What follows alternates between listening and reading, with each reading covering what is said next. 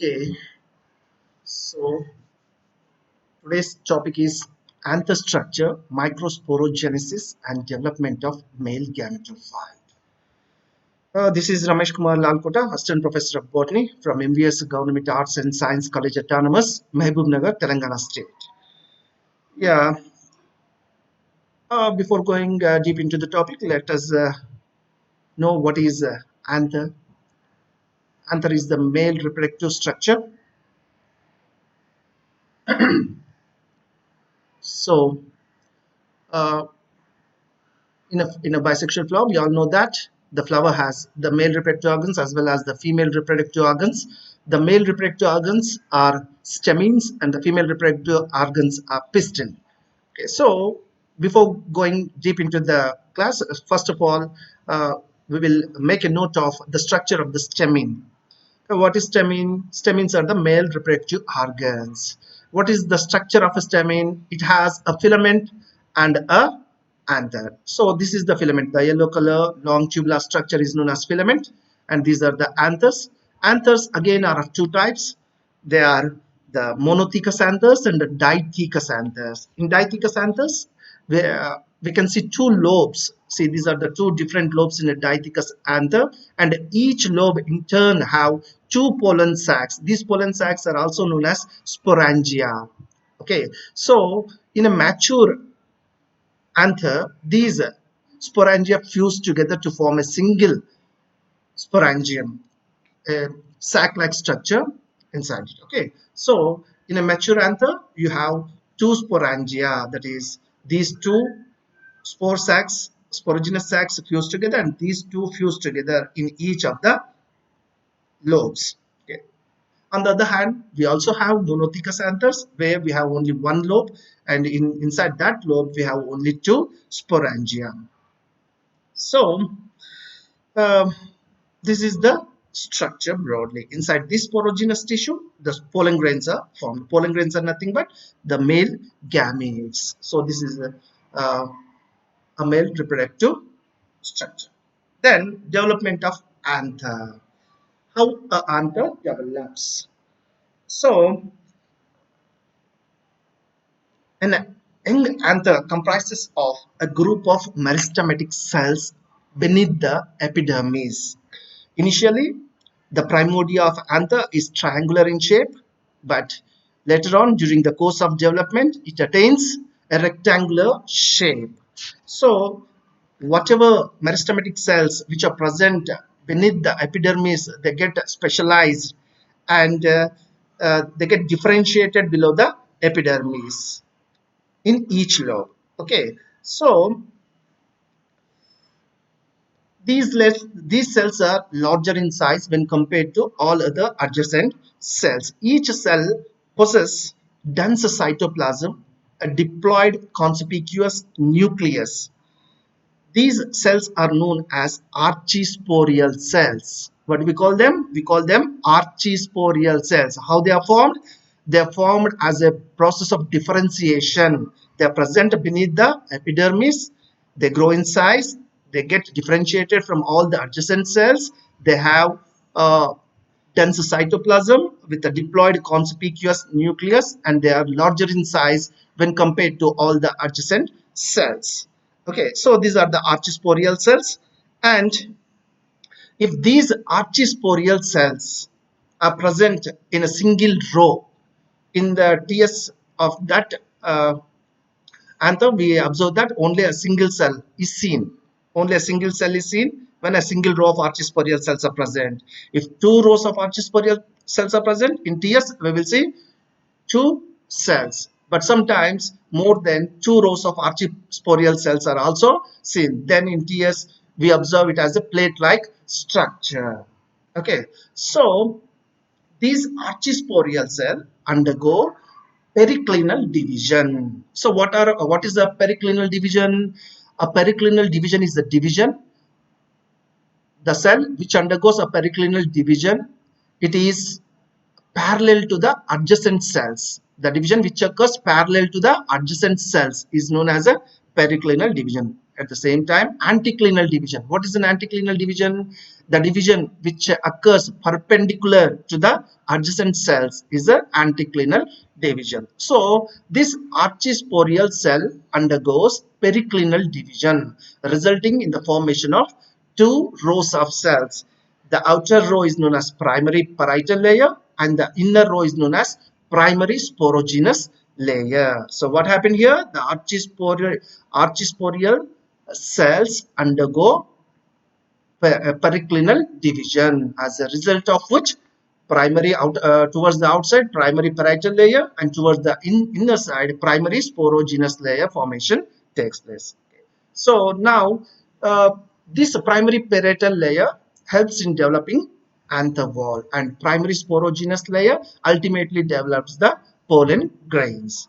So what happens now after the formation of the primary parietal layer? It again undergoes periclinal and anticlinal divisions. We already discussed that. What are periclinal and anticlinal divisions? One more time, periclinal divisions are the divisions which occur parallel to the adjacent cells, and anticlinal divisions are the divisions which occur perpendicular to the adjacent cells. So as a result of periclinal and anticlinal divisions, the primary parietal layer develops into anther wall. Okay, so uh, based on anther wall development, we have four types of anther walls recognized. Okay, what are those? Basic type, dicotyledonous type, monocotyledonous type, and reduced type are the four different types of anther wall developments. Okay, so first one is basic type. What happens in the basic type? The primary parietal layer, which is formed as a result of periclinal divisions, it undergoes one more periclinal division, resulting in the formation of outer secondary parietal layer. See, here is the outer secondary parietal layer and the inner secondary parietal layer, which is formed as a result of division in the primary parietal layer. So here, this outer secondary parietal layer later on develops into endothecium and one of the middle layers. Okay. Outer secondary parietal layer develops into endothecium and one of the middle layer, and from inner secondary parietal layer, uh, the inner middle layer as well as the tapetum develops. This is the basic type of development of anther wall. Okay, once again, what is the basic type of development of anther wall? The primary parietal layer undergoes one more periclinal division, resulting in the formation of outer secondary parietal layer and the layer towards the inner side called inner secondary parietal layer. The outer secondary parietal layer ultimately develops into endothecium and one of the outer middle layer, whereas the inner secondary parietal layer develops the inner middle layer as well as the tapetum. This is the basic type of development of anther wall. And we have dicotyledonous type, monocotyledonous type, and reduced type. So in dicotyledonous type, what happens? The outer secondary parietal layer itself develops the endothecium and all the middle layers. That is, this middle layer is also developed by outer secondary parietal layer in dicotyledonous type. Only the inner secondary parietal layer develops into tapetum. Tapetum alone is formed from the inner secondary parietal layer in dicotyledonous type, and the endothecium and middle layers are formed from outer secondary parietal layer. On the contrary, in monocotyledonous type, the outer secondary parietal layer develops only endothecium, whereas the inner secondary parietal layer develops both the middle layers and tapetum in monocotyledonous type. So the last one is the reduced type. What happens in reduced type? We don't have any middle layers. Okay, so the outer parietal layer develops into endothecium and the inner parietal layer develops into tapetum. No question of any middle layers in reduced type. These are four different types of development of anther walls. So this is about the development of anther wall. Okay, then we will see wall layers. Before going to primary sporogenous layer, how it develops into microspore pollen tetrad, we will first finish up the anther wall. Okay, so this is the structure of the anther wall.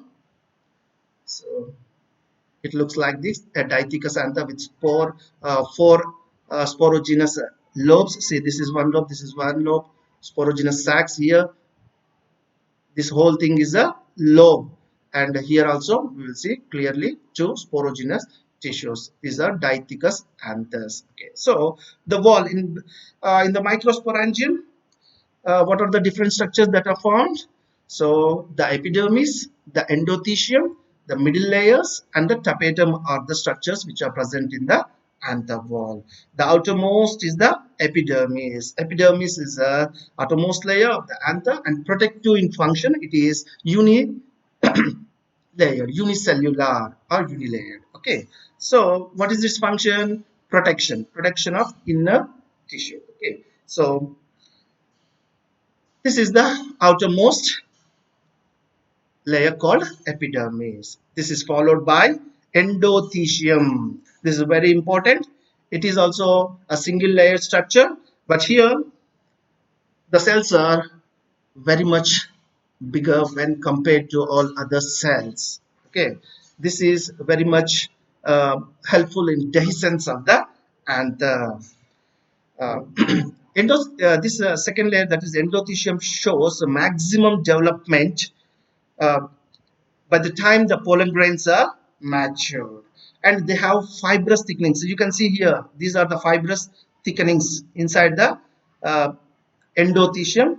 So these fibrous thickenings are meant for absorbing the moisture, that is they are hygroscopic in nature, and they help the uh, anther wall to break when the anther gets matured. That is the pollen grains. When the pollen grains get matured, these fibrous thickenings inside the endothelium, uh, they absorb the moisture, they increase in the size and helps in breaking of this anther wall here at the stomium. Okay, so in cleistogamous flowers, the flowers which never opens are cleistogamous flowers. Then they don't need any such type of fibrous thickenings inside the endothelium. The endothelium of cleistogamous flowers, it doesn't have any fibrous thickenings because these flowers never open. Okay, so the outermost layer is the epidermis. The second layer, endothelium, which has a very large cells with fibrous thickenings inside them. Okay, so this endothelium helps in breaking of the mature anther wall. So the third layer followed by this endothelium is middle layers. See, you can see here 2 to 4 middle layers are present, followed by endothelium. These are clearly visible during the developmental stages, and at the maturity they disintegrate or disappear. Okay, so these are this is regarding the middle layers. They are 2 to 4 in number. They clearly appear during the developmental stages, and at the mature stage they disintegrate or disappear. Then these middle layers are followed by one more layer called tapetum, the innermost layer which covers the sporogenous tissue. This is the sporogenous tissue present, and this is the innermost layer surrounding the sporogenous tissue. This is the innermost and the fourth layer. The first one is epidermis, followed by endothelium, followed by middle layers, and this is the innermost tapetum. Okay, so this tapetum, what is the role of this tapetum? It's very useful. It helps in nutrition to the developing microsporogenous tissue. Okay, some mitotic divisions may occur in the nuclei of these tapetal cells, resulting in the formation of more than two or more nuclei inside the tapetal cells.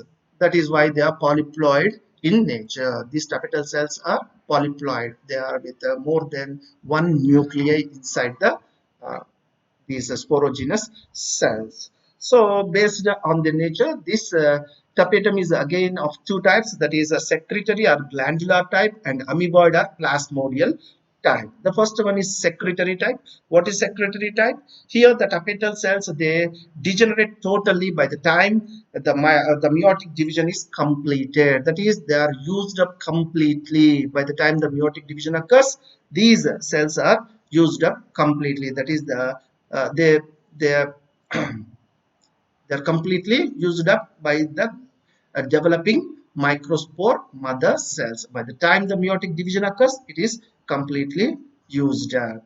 Okay, this is the secretory or glandular tapetum. Then comes the amoeboid or plasmodial tapetum. In this type of tapetum, the walls of the tapetal cells break down completely. See here the walls which are present on these cells. These walls, they break up, and the protoplast released outside. These protoplasts undergo fusion.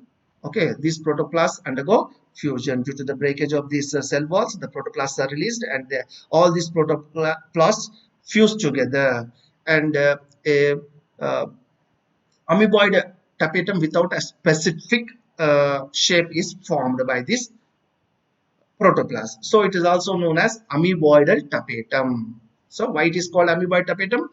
Because the tapetal cells, the cell walls break down, and the protoplasts are released into the sporogenous tissue, and these protoplasts, they don't have they fuse together and form a shapeless structure or amoeboidal structure. So this type of tapetum is known as amoeboidal tapetum. And also they completely surround the sporogenous tissue. So they are also known as periplasmodium, amoeboid or periplasmodium. So this is about the tapetum, the innermost layer, which is nutritive in function. And also these tapetal cells have a special structures called Ubish bodies. Ubish bodies. These Ubish bodies help for the formation of pollen wall. Okay, pollen grain. During the development of the pollen grain, the pollen walls are formed by the components of this Ubish bodies. Okay, then microsporogenesis. This is about the structure of the anther wall. Once again, the outermost epidermis, followed by endothelium. It is with larger cells when compared to all other cells, and with fibrous thickenings, followed by 2 to 3 layer or 2 to 4 layered middle layers, followed by the tapetum, which is nutritive in function, and it is of two types. What are the two types? Secretory type or glandular type, and amoeboid or plasmodial type. Okay, then microsporogenesis. So in the previous slide we have seen that the archisporial cell divides into primary parietal layer and primary sporogenous layer. This primary parietal layer ultimately forms the anther wall. Now the primary sporogenous layer. This primary sporogenous tissue, it undergoes one or two mitotic divisions.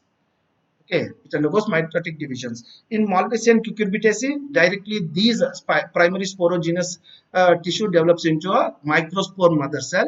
Otherwise, in all other families, it undergoes one or two mitotic division and develops into microspore mother cells. So, a part of microsporogenous tissue may be sterile in some members, that is in Ophiopogon, and in the family Mimosaceae, uh, a, a part of this microsporogenous tissue is sterile, and it also is nutritive in function. It provides nutrition to the developing microspore. Okay, so generally, the microspore mother cells produce the pollen grains. So, what happens next? These microspore mother cells undergo meiotic division. Meiotic division, it again has two divisions. First meiotic division, and the second one is the mitotic division. Okay, so as a result of meiotic division, we will get 4 haploid cells. So up to now, the microspore mother cell is diploid in nature, but after undergoing meiotic division, it produces, each microspore mother cell produce a A tetrad, a pollen tetrad, 4 haploid nuclei, microsporogenous, microspore mother cells undergo meiotic division and results in the formation of 4 microspores. We usually call them as tetrad. Why tetrad? Because they are all intact in the microspore mother cell wall. All these 4 cells which are formed as a result of meiosis are present inside the microspore mother cell wall. So we call it as a tetrad. So as a result, 4 haploid nuclei or 4 haploid cells are formed. They are liberated only when these pollen grains get matured.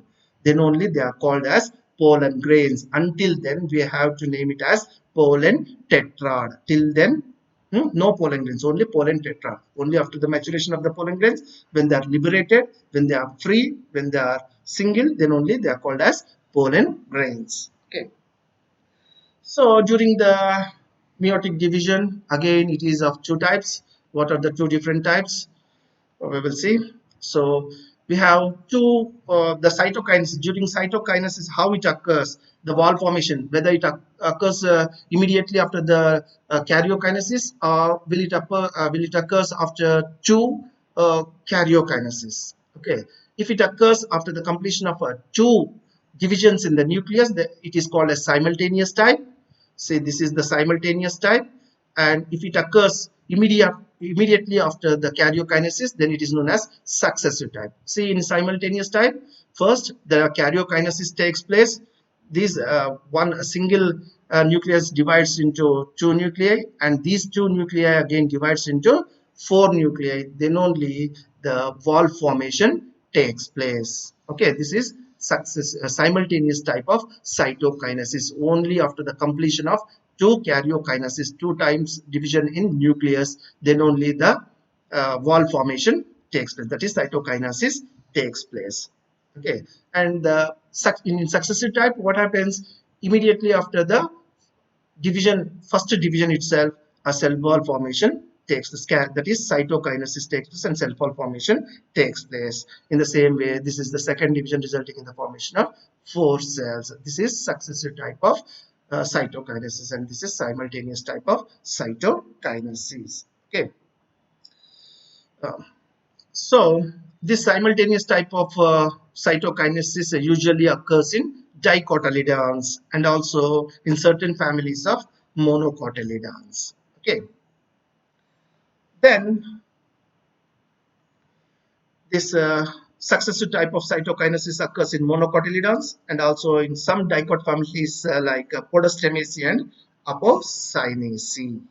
This is regarding the meiotic division, that is microsporogenesis meiotic division. Then now we have tetras, pollen tetras. Again, based on the arrangement of pollen grains in tetras, these pollen tetrads are of different types. There are 5 types. See, tetrahedral, isobilateral, decussate, T-shaped and linear. These are different types of pollen tetrads based on the arrangement of pollen grains in the tetras. See, this is tetrahedral. Here we can see only 3 pollen grains on one surface and the other pollen grain is present on the other surface. We can see only 3 pollen grains on one surface. Okay, this is advanced type and can be seen in most of the dicotyledons, advanced dicotyledons. And the next one is isobilateral. See, you can see all the four pollen grains in a single plane. This is isobilateral type, and this is seen in the members which undergo successive type of cytokinesis. That is, most of the monocotyledons show this type of pollen grain arrangement in a tetrad. The third one is the decussate type.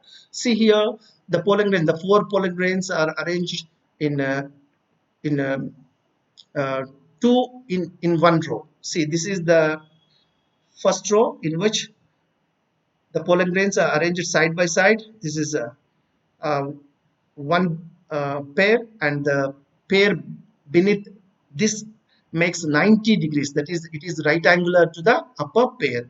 Here two pollen grains arranged side by side. Here two pollen grains arranged side by side. But these two pollen grains are arranged in such a way that it makes 90 degrees angle. That is, they make right angles with the two pollen grains which are present beneath them. So this is known as decussate type of uh,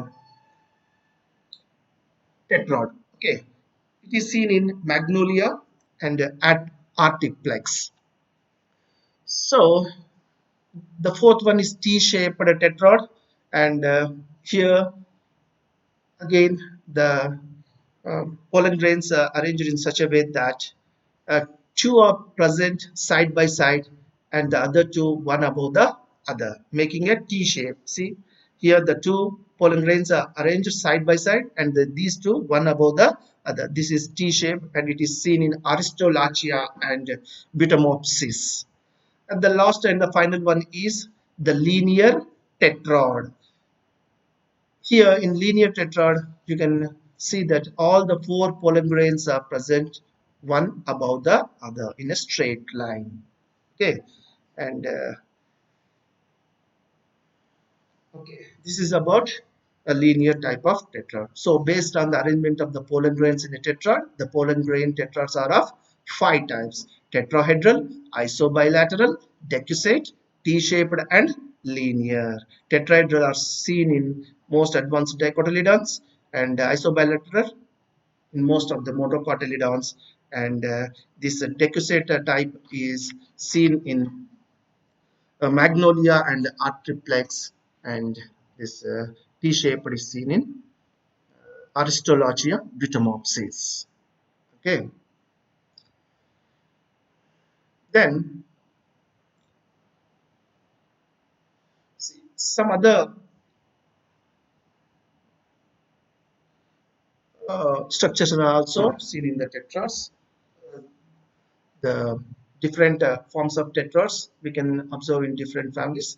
Some of them are polyspory and compound pollen grain formation, pollinium formation, polyoid formation. What is polyspory? Usually only four pollen grains are formed from each pollen grain mother cell, that is microspore mother cell. Only four pollen grains are formed.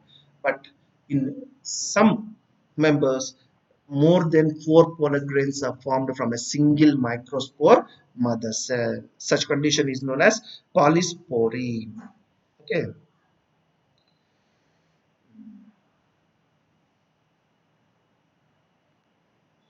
So then the next one is compound pollen grains. What are compound pollen grains?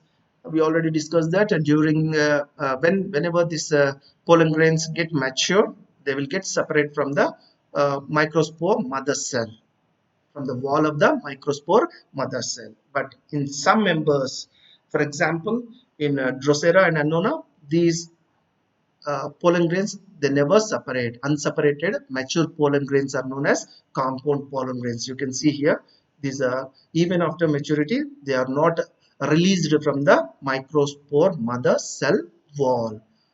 So these are known as compound pollen grains. And one more thing is that uh, in the families like Orchidaceae, Asclepiadaceae, and Apocynaceae, all the pollen grains in a sporangium held together in the form of a mass. So the number of microspores, they all divide and they undergo mitotic division. They produce lot of pollen grains, pollen tetrads. But all these pollen tetrads are held together within as a single mass. Then such a structure is known as pollinium. Okay, so this pollinium is seen in Orchidaceae, Asclepiadaceae, as well as Apocynaceae families. Then polyoids, all these are very important in view of this entrance examination point of view. What is polyspory, what are compound pollen grains, what is pollinium, and what are polyoids. Polyoids are nothing but, actually, how many pollen grains are present in a tetrad? Four pollen grains are seen in a tetrad, but these four pollen grains undergo one more mitotic division, result in the formation of eight pollen grains, and these 8 pollen grains again undergo one more mitotic division, resulting in the formation of 8 pollen grains at the center, and peripherally 8 pollen grains are seen. That is 8 plus 8 condition is seen, and also sometimes 16 plus 16 condition is also seen. That is 16 microspores at the center, and at the periphery 16 more microspores are present. Okay, such a condition is known as polyards, and it is seen in Mimosaceae family. So this is very important entrance point of view. Okay, once again, what is polyspory? Formation of more than 4 pollen grains from a single microspore mother cell is known as polyspory. Usually only after undergoing meiotic division, one microspore mother cell gives 4 haploid microspores, that is a tetrad of pollen are formed usually after the meiotic division. But sometimes what happens, more than 4 pollen grains are formed from a single microspore mother cell. Such a condition is known as polyspory. And the second one, compound pollen grains. Usually when the pollen grains get matured, they are liberated from the microspore mother cell wall. Until then they are present as a tetrad, but at maturity they will be liberated and they are called as pollen grains from then on. But here, even after getting maturity, these pollen grains, they won't get separated. Unseparated mature pollen grains are known as compound pollen grains. Okay, and these are seen here. You can it is clearly shown here in this picture. You can see here. Okay, compound pollen grains, and they are seen in Drosera and Annona. And the third one is the pollinium. What is pollinium? All the microspores which are formed as a result of meiotic division, they are held together. Okay, they are held together as a mass inside the sporangium, and they are liberated together as a mass. This is known as pollinium. Okay, and this pollinium we can observe in Asclepidaceae and Orchidaceae and Apocynaceae families. And the last one is polyards. We already discussed that.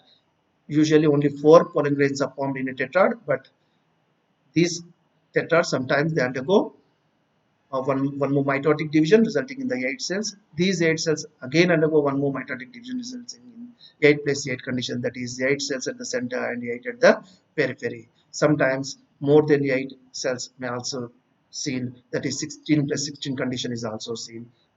This condition is known as polyard condition, and it is seen in Mimosaceae family. Specific feature, striking feature of Mimosaceae family members. Formation of polyards, very very important in entrance examination view. Okay, then development of male gametophyte, today's last topic. Okay, development of male gametophyte. What is male gametophyte? The male gamete bearing structure is known as male gametophyte. Male gametes are present inside the pollen grains, so the pollen grains are known as male gametophytes. Okay, so first we will see the structure of the microspore or pollen grain. The pollen grain has a single haploid nucleus and dense cytoplasm. See here, it is with 2 walls. The outer wall is known as exine and the inner wall is known as intine. The exine is ornamentous, and it is generally with protuberances and spines. These are known as ornamentations present, okay, on the exine only. We can't see such uh, structures over the intine. Intine is very soft and tender, whereas exine is thick and with protuberances, okay, ornamentations. So the pollen grain is surrounded by 2 walls, the outermost exine and the innermost intine, and inside the mm, pollen walls we see a dense cytoplasm. Here this is the dense cytoplasm with a conspicuous haploid nucleus. Okay, so what are the reserve food material which is present inside these pollen grains? Some fat bodies, minute fat bodies, as well as some proteins are present as reserve food material. Okay, so this is the structure of the pollen grain, and at some places the exine is not formed, that is only intine can be seen. some gaps are present over the wall of the pollen grain, and these regions are known as germ pores, from where the pollen tube formation takes place. That is, the germination of the pollen grain takes place through this germ tube. So where the exine is not present, only intine is present, and these places are known as germ pores. Okay, so this is the structure of the male gametophyte. So what happens here during the development of the male gametophyte? The nucleus is pushed to one side by these uh, vacuoles. The vacuoles push the nucleus to one side. Okay, then uh, the division, unequal division occurs in the male gametophyte. So due to this unequal division, two cells are formed. One is a bigger cell called tube cell or vegetative cell, and this is the smaller cell, which is biconvex lens-shaped structure. This is generative cell. The generative cell and the tube cell. Tube cell is the vegetative cell, which is bigger in size, and generative cell is a biconvex lens-shaped structure, which is very smaller and pushed towards one side. And this is get detached from this pollen grain wall, and it is absorbed into this cytoplasm of the tube cell. See here, you can see this is the bigger one is the vegetative cell or tube cell, and this is the generative cell. It is detached from the wall of the pollen grain, and it is absorbed into the cytoplasm of this tube cell. Okay, so in most of the cases, these pollen grains are liberated at this two cell stage. But in few cases, the generative cell undergoes mitotic division, resulting in the formation of two male gametes. See, this generative cell develops male gametes, so it undergoes mitotic division, and resultant structures formed are male gametes. See, these are the two male gametes with one generate vegetative nucleus. So as a whole, it is three cell structure in some plants, but usually only these pollen grains are liberated at the two cell stage, but occasionally they are liberated at the three cell stage also.